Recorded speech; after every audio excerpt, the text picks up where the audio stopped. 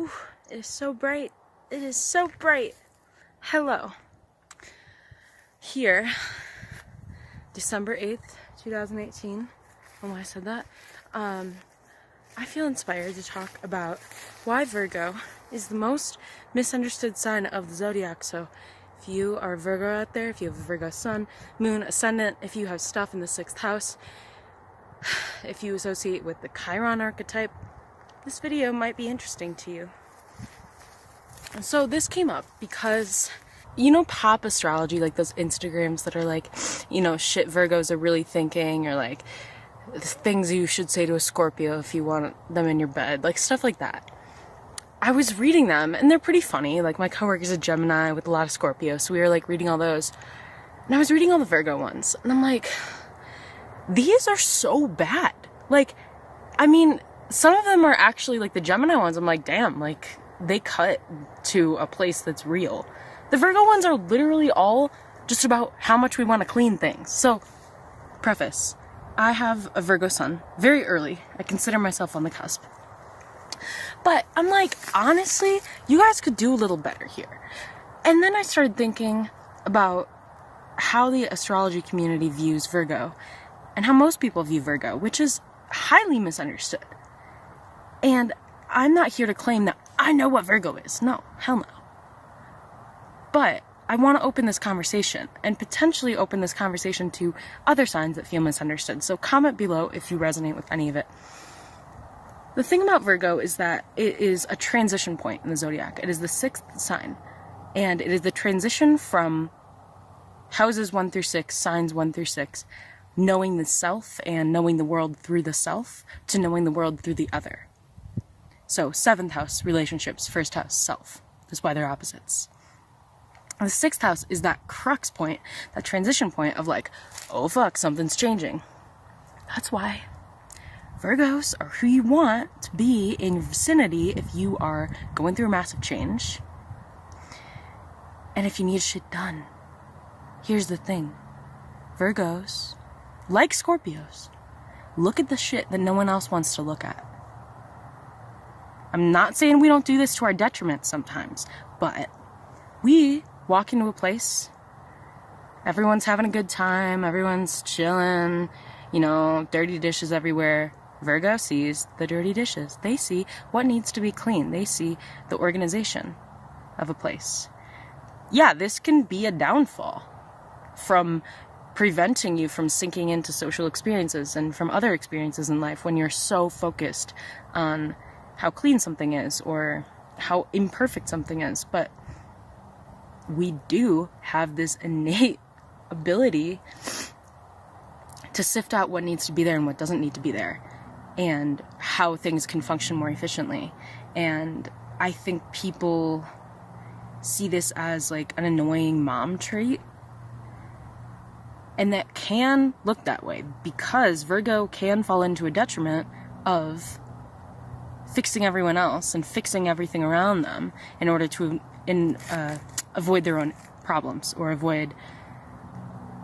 It feels so good to do something right or to have something functioning well, and Virgos love that feeling.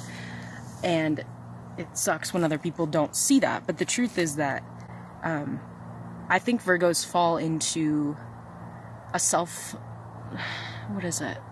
like a kind of victimization story a lot of times, and it kind of manifests in the way that they are viewed by the world at large. So just follow me here.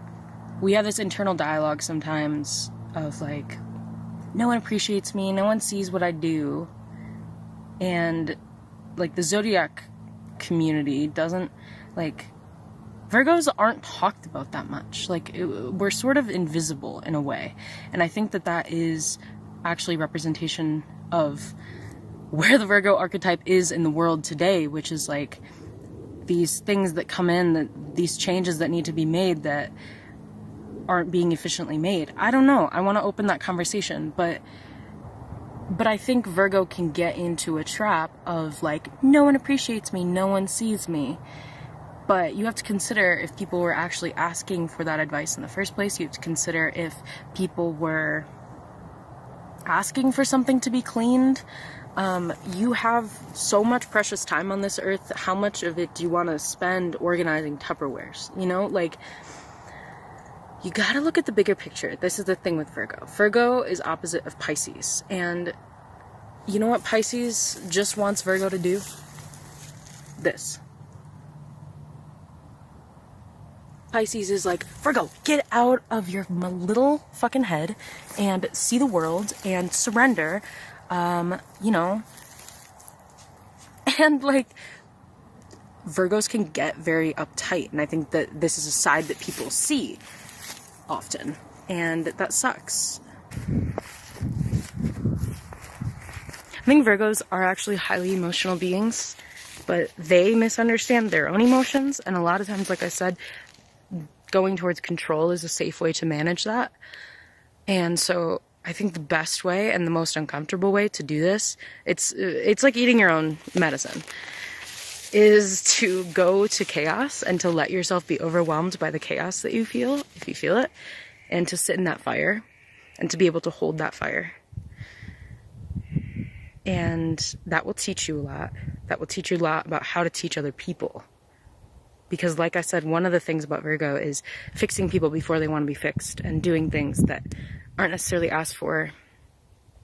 You have to, it's like this loop of going inward. There's this Bjork music video that puts it perfectly. I'll link it below, but is completely nourishing yourself. And then the nourishment of other people around you is a byproduct of you loving yourself, taking care of yourself. I think what we often do is try to suppress the archetype of Virgo, and we see only the surface. We reject that because it means change, and because it means discomfort, and it means looking at what we don't want to look at. And so Virgos can learn to do this in a gentler way, but sometimes gentleness isn't the best approach. Sometimes it is, completely. But there are changes in this earth, in this world, in this society that there are things that need to be looked at, and I believe that Virgo and Scorpio are two archetypes. If you look at the symbol for both of them, they look very similar.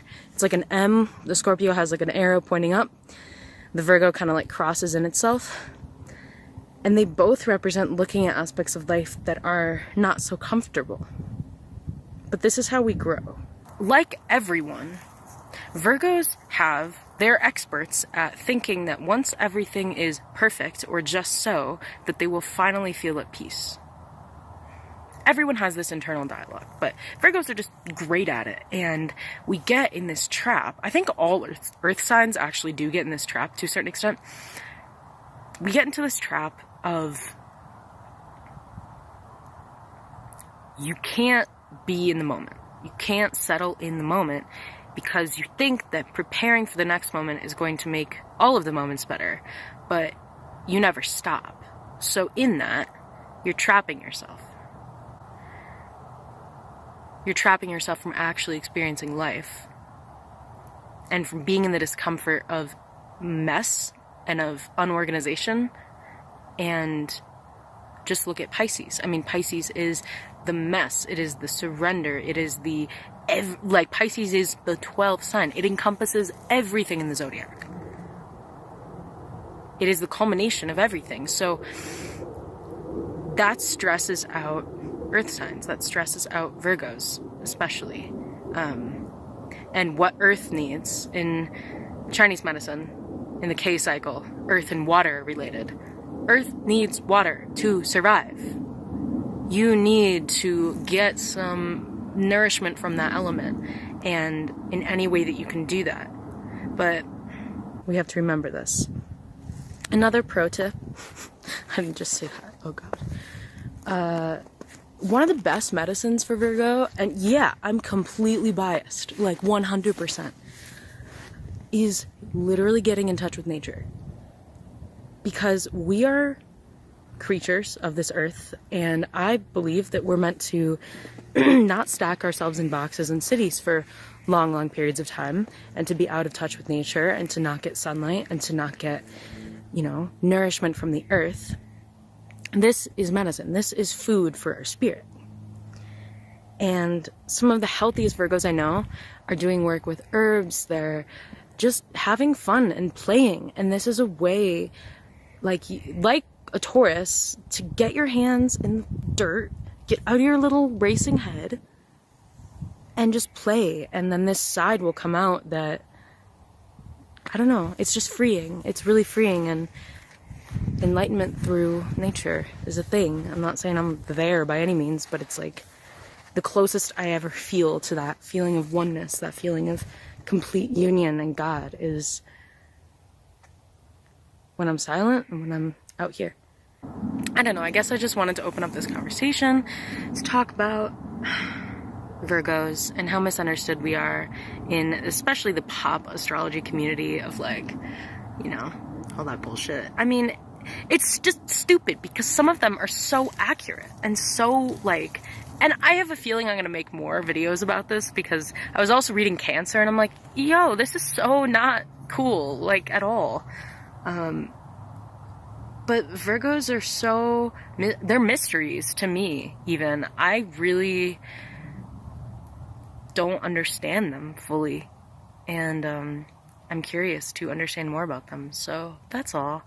I'm exploring here, my backyard. Literally, this is like half a mile walk from my house. This is the best thing I've ever done for my mental, spiritual, emotional health. If you guys are curious about, like, where I live and how I made this my life, comment below, because I've wanted to talk about that for a while. I love you. Have a good day. Mwah.